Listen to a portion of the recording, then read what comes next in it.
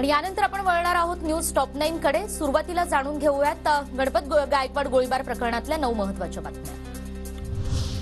आमदार गणपत गायकवाड यांच्यावर फडणवीस कारवाई करतील अशी अपेक्षा। मंत्रिमंडळ बैठकीनंतर मंत्री शंभूराज देसाई यांची प्रतिक्रिया।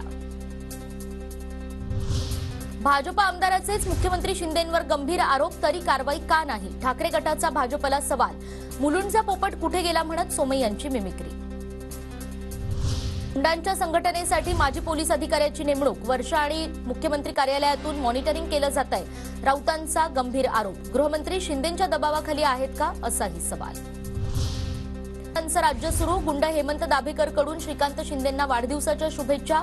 बाळराजांचं अभिष्टचिंतन करणारी वर्तुळातली व्यक्ती कोण, याचा शोध घ्या, मग गुंडशाही कोण पोचतंय ते कळेल। संजय राऊतांकडून श्रीकांत शिंदेंचा फोटो ट्विट करत फडणवीसांना सवाल।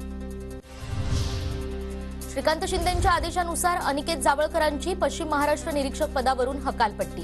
गुंड हेमंत दाभेकरला श्रीकांत शिंदेंच्या वाढदिवसाला घेऊन गेल्यानं कारवाई केल्याची माहिती। सिमी या दहशतवादी संघटनेशी संबंध असलेल्या आसिफ दाढीनं घेतली अजित पवारांची भेट। आसिफ दाढी पिंपरी चिंचवडचा रहिवासी, त्याच्यावर हत्या आणि अपहरणाचा आरोप।